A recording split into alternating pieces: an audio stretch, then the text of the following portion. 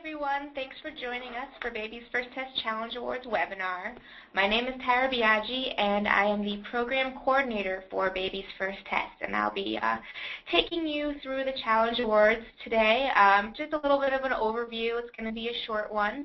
And then you guys can just ask any questions that you have. So what you can do is type your questions into the questions menu box on your webinar panel, and I'll try to answer them as we go along. So the Challenge Awards, for a little overview, is that what we're really trying to do is engage the community in Baby's First Test. So Baby's First Test is a one-stop shop for newborn screening information, and it was recently redesigned and launched at the beginning of September. I hope that most of you got a chance to check it out. And so with this renewal and launch of Baby's First Test, we thought this was the perfect time to relaunch the Challenge Awards for 2012.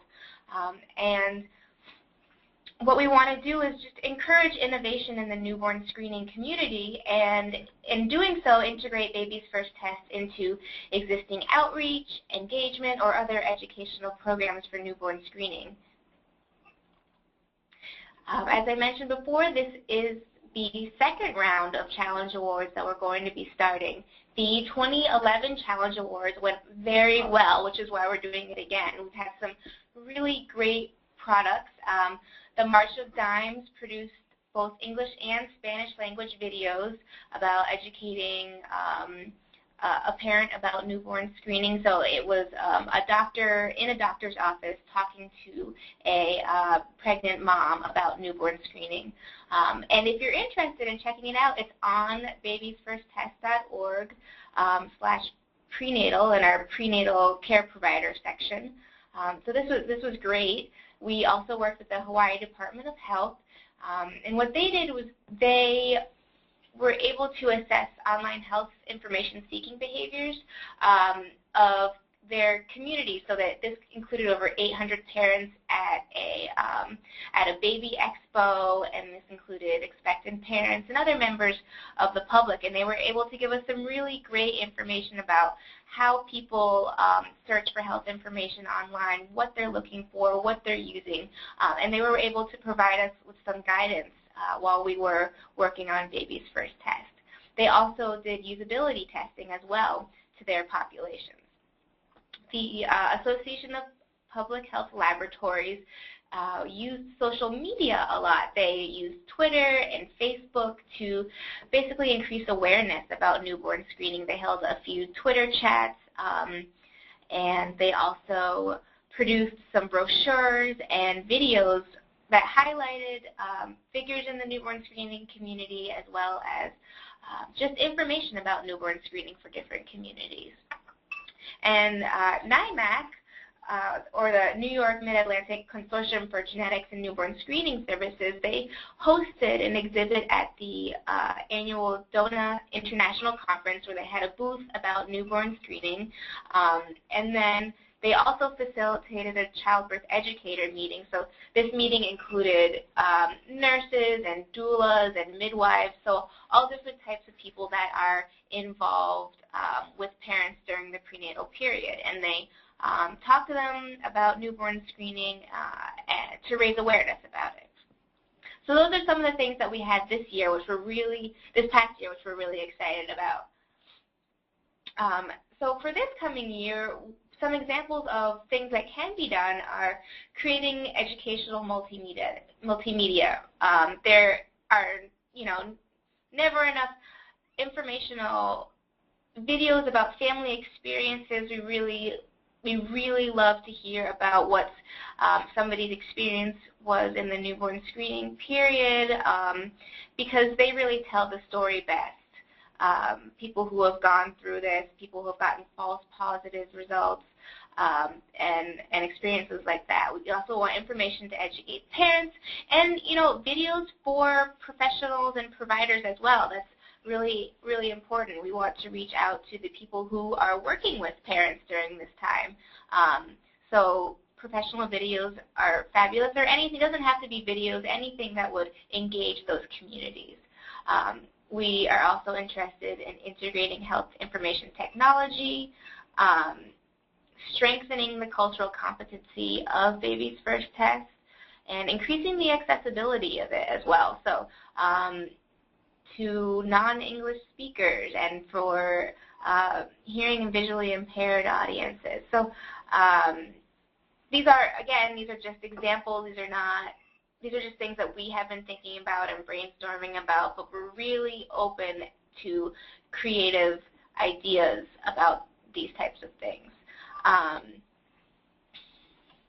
So the Challenge Awards timeline, the questions and answers that we get from this session and then other questions that we've received by email will be posted online on October 25th. So they will be posted on Baby's First Test on the innovation page, on the same page where we have information about the Challenge Awards right now.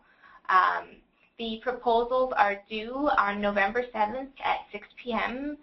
and we will notify applicants of our decision by December 1st. And then the funding period goes from January 1st to August 31st. So this is actually a little bit longer than the last Challenge Awards. We learned with the last Challenge Awards that a little bit more time was beneficial to everyone, so we wanted to extend this period for this round of the Challenge Awards.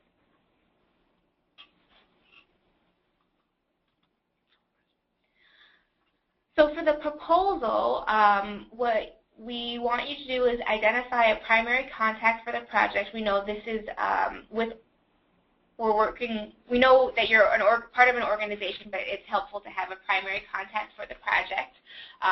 There will be a proposal narrative, which will be have an 8-page limit, and this narrative will include a brief description of your organization's mission, a complete narrative description of your proposed project, including goals, the target audience, activities, timelines, your anticipated outcomes, and your plan to evaluate your project. Also, a description of the technical assistance that you will need from Genetic Alliance or in Baby's First Test, if any at all, to complete the project. A work plan and timeline, this is not included in the page limit. Also, a budget with justification. So the budget is line items of the activities that you will be doing and their funding, including but the budget for staffing as well. And this is not included in the page limit.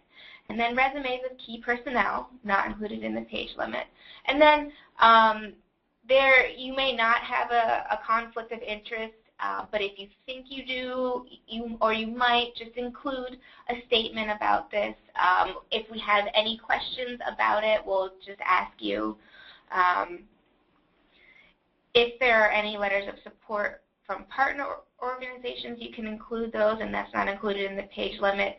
Not everybody will have a partner organization, but if you're working closely with someone else or have a heavy reliance with another organization, will want letters of support.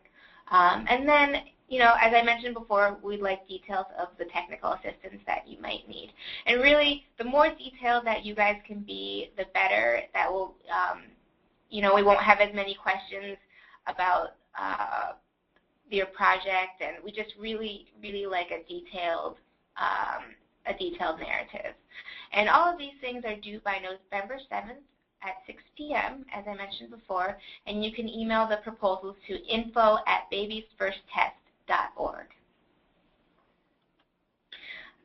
For the scoring criteria, this is a breakdown of the things that we'll be looking at. We'll be paying attention to proposal clarity. So I mentioned before, a detailed narrative is very helpful for us. How clear are your goals and objectives, and how do you feel you're successfully going to complete the project? What are you going to just explain to us how that can best be done, and how does it impact the community that you're choosing to impact? What are the challenges, and how do you plan to tackle them? And also, how do you plan to measure the impact of the project? Is it going to be a survey afterwards or something like that? How are you going to measure the impact? Of course, engagement and innovation. How new and novel is this project? Is it, we're really excited to see the types of things that people submit, because we want a wide range of ideas and proposals.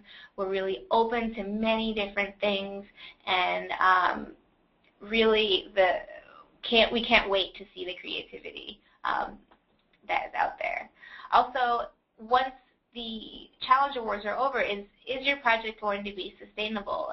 Will it continue on? How will it affect the other programs or systems out there that you wanted to involve in your project?